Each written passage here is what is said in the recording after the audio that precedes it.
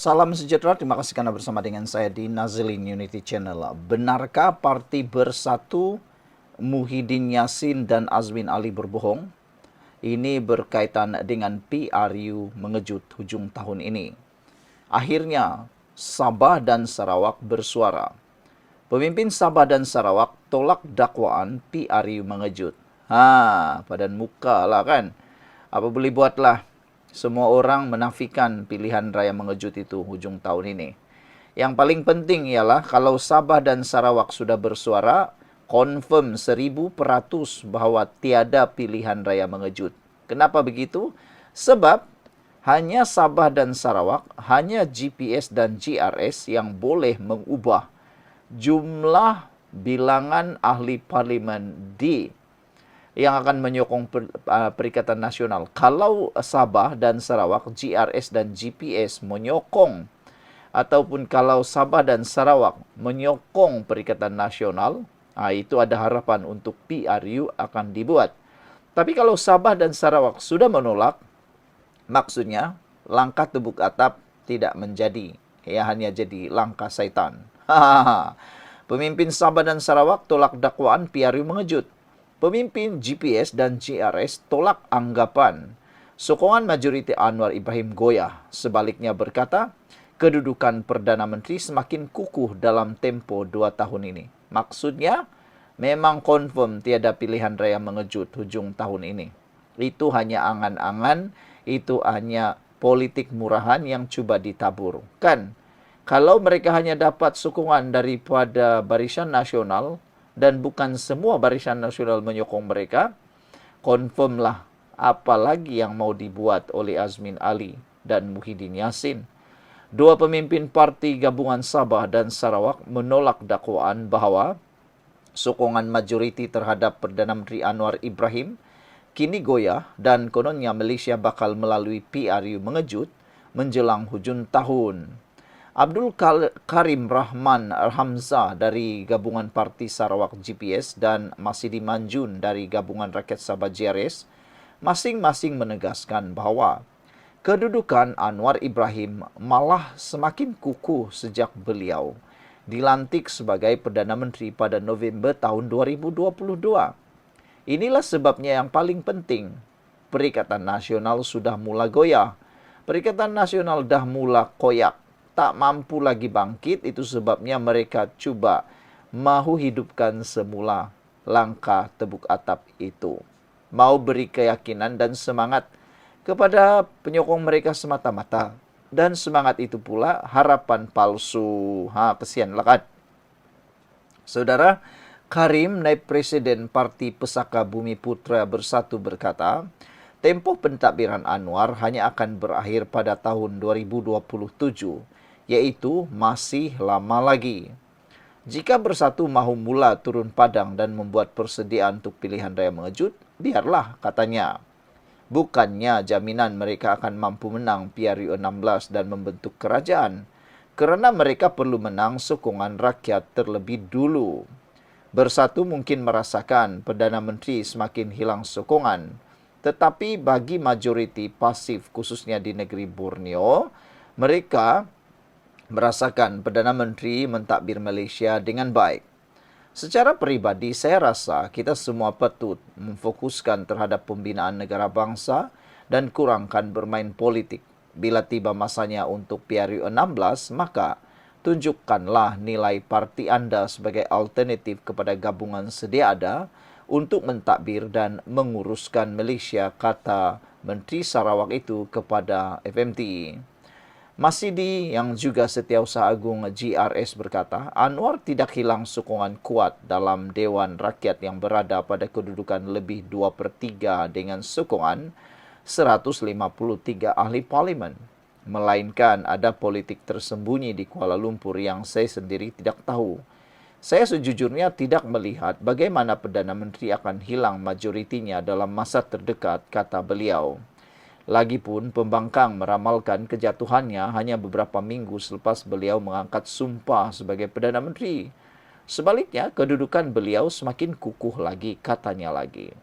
Dua pemimpin itu mengulas gesaan Presiden Bersatu Muhyiddin Yassin supaya jentera partinya digerakkan sebagai persediaan untuk kemungkinan PRU mengejut diadakan hujung tahun ini.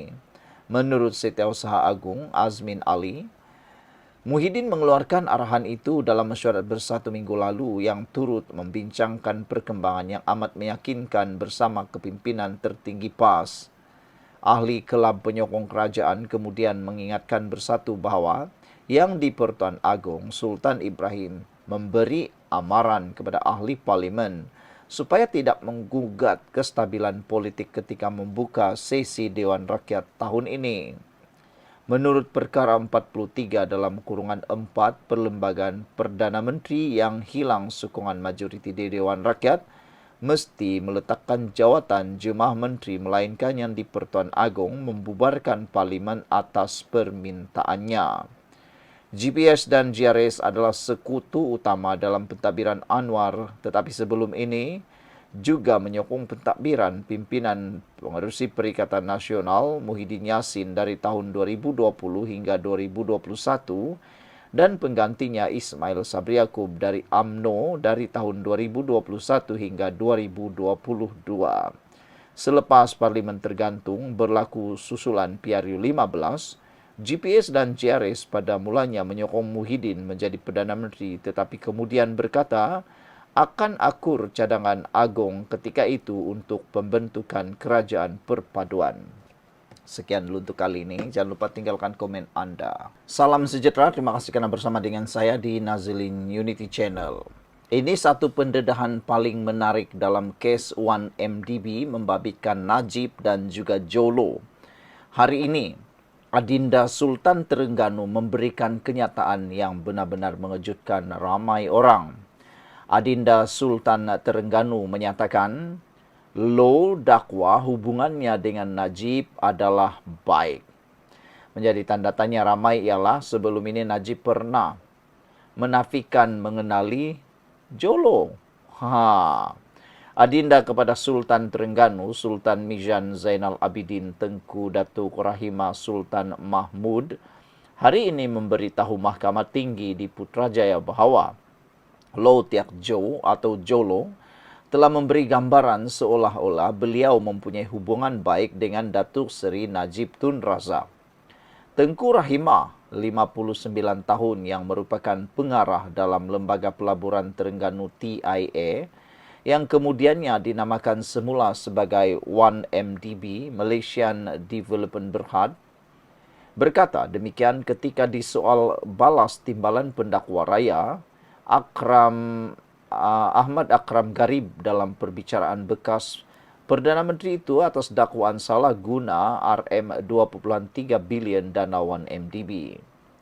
Saksi pembelaan ke-6 itu yang hanya memegang jawatan sebagai pengarah TIA selama 10 hari menyatakan bahawa beliau diperkenalkan kepada Jolo oleh Datuk Syed Ahmad Alwi Al-Sri, menantu bekas Yang di-Pertuan Negeri Sarawak Allahyarham Tun Abdul Taib Mahmud, dan beliau juga menghadiri satu mesyuarat yang diadakan di Pejabat Jolo di Menara Berkembar Petronas KLCC bersama suaminya dan Syed Ahmad.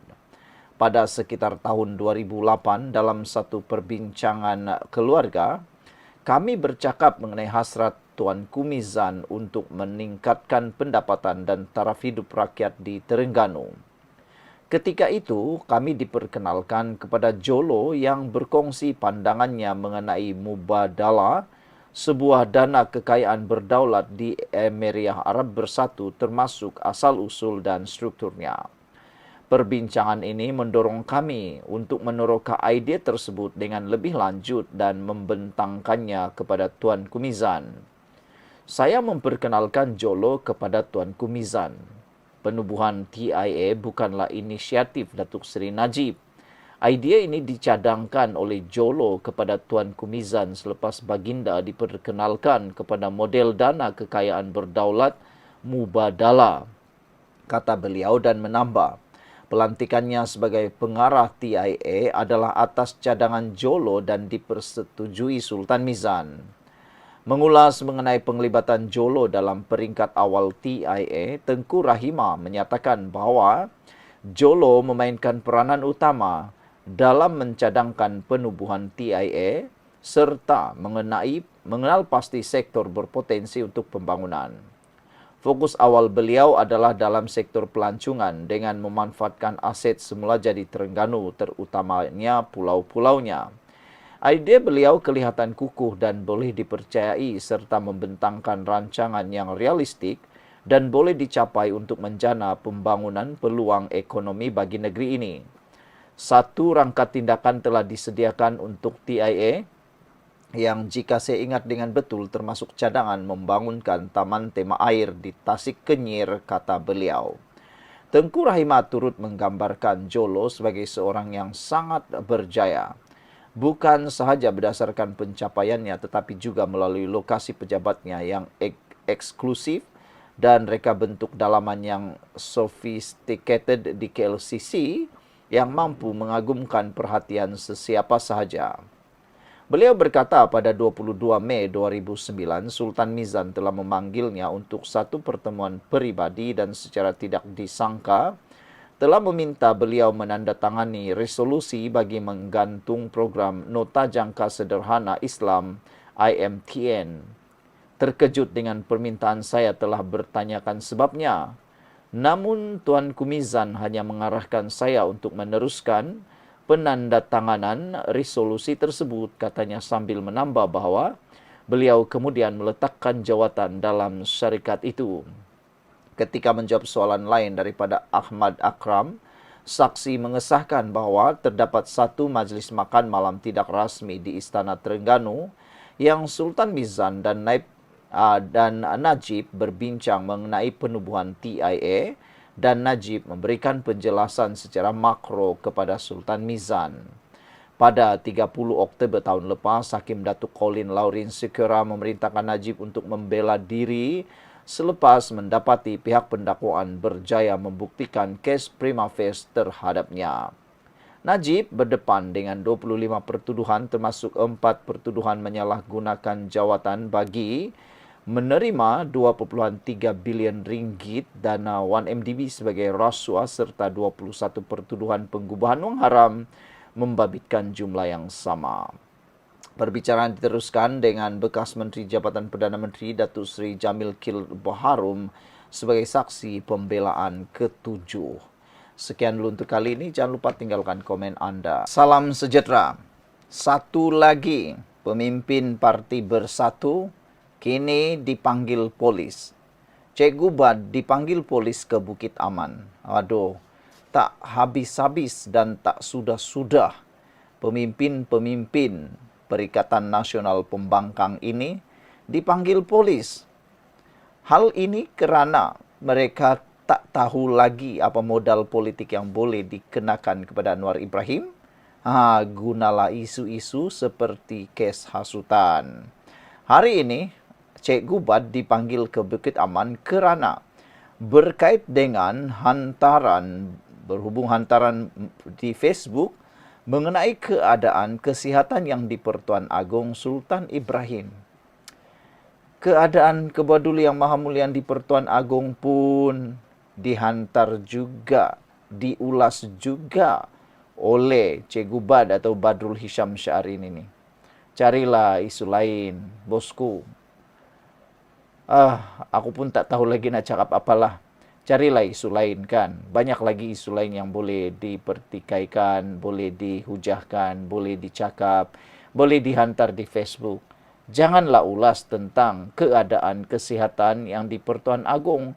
Kalau kamu tak tahu 100%, kamu ada di sana kah untuk mengulas tentang kesihatan Kebuah Duli Yang Maha Mulia di Pertuan Agong itu? Kalau kamu tak tahu 100%, tak payah ulas di dalam Facebook anda. Nah, kan dah kena. Selain itu, menurut peguamnya Muhammad Rafiq Rashid Ali, Badrul Hisham disiasat mengikut Seksyen 4 dalam kurungan 1 Akta Hasutan, Seksyen 500 dan Seksyen 505 dalam kurungan B, Kanun Keseksaan serta Seksyen 233 Akta Komunikasi dan Multimedia CMA. Bila pemimpin pembangkang disiasat polis kerana membuat pelanggaran berkaitan dengan akta hasutan, Mulala walaun-walaun kata kerajaan ini menggunakan badan berkuasa seperti polis, SPRM dan sebagainya. Padahal yang buat salah itu kamu. Takkanlah nak biarkan saja hasutan demi hasutan, fitnah demi fitnah dibuat oleh pemimpin-pemimpin yang tidak bertanggung jawab ini. Kalau dibiarkan, maka negara ini akan hancur dengan fitnah dan juga hasutan. Jadi, siapa yang salah sebenarnya? Yang menyasatkah atau yang buat hantaran jelek itu? Fikir-fikirkanlah. Rafiq berkata dia akan menemani ahli politik terbabit yang juga dikenali sebagai Che Gubad semasa pertemuan dengan pegawai penyiasat petang ini sebelum mereka akan mengadakan sidang media berhampiran pintu masuk utama Bukit Aman. Ini pun aku geram juga lah kan. Sikit-sikit panggil media, sikit-sikit panggil media. Aku haraplah kan satu hari nanti media tak perlulah masukkan apa yang mereka cakap lagi nih. Itu semua hanyalah karut dan hanya hasutan semata-mata. Katanya Badrul Hisham dipanggil terkait hantaran yang menyebut beberapa isu kesehatan Sultan Ibrahim yang didakwa membimbangkan. Dia juga mendakwa Perdana Menteri Anwar Ibrahim tidak dijemput ke mesyuarat pra-majlis Majlis Raja-Raja Melayu pada minggu lepas. Yang ini dah diterangkan. Bukan Anwar Ibrahim tidak dijemput. Inilah kan akta hasutan. Sengaja cuba melaga-lagakan Anwar Ibrahim dengan Majlis Raja-Raja. Sebenarnya Anwar Ibrahim bukan tidak dijemput. Anwar Ibrahim sendiri yang telah memaklumkan dia tak dapat hadir mesyuarat itu kerana terpaksa menjemput atau terpaksa melayan kehadiran tetamu daripada luar negara dan telah diperkenankan oleh Majlis Raja-Raja. Aduh, inilah kan Anwar Ibrahim dah bagi tahu. Tapi itulah biasalah, dia akan spin habis-habisan. Pemimpin-pemimpin tak bertanggung jawab itu. Seksyen 4 dalam kurungan 1 Akta Hasutan menetapkan kesalahan berkaitan tindakan dengan kecenderungan menghasut. Ia membawa hukuman denda maksimum RM5.000 atau penjara tidak melebihi 3 tahun atau kedua-duanya sekali. Seksyen 500 dan 505 dalam kurungan B Kanun Keseksaan menetapkan kesalahan berkaitan fitnah dan kenyataan yang membawa kepada kerosakan awam, manakala Seksyen 233 CMA adalah ke atas penyalahgunaan kemudahan rangkaian. Beberapa komen daripada netizen, Pepul Maus kata, tak habis-habis dengan puaka sekor ni. Patut kes hasutan bukan RM5.000, denda patutnya. Berilah RM500.000 kah dan penjara 6 tahun, katanya lagi. Greg Kancil kata, ini orang dalam punya hati ada hitam juga. Lama simpan, kalau jadi minyak, banyak musuh, dia kata. Greg Kancil 233 kata juga, memang ada potensi menghasut tuh. Sebelum kita berpisah, jangan lupa tinggalkan komen Anda.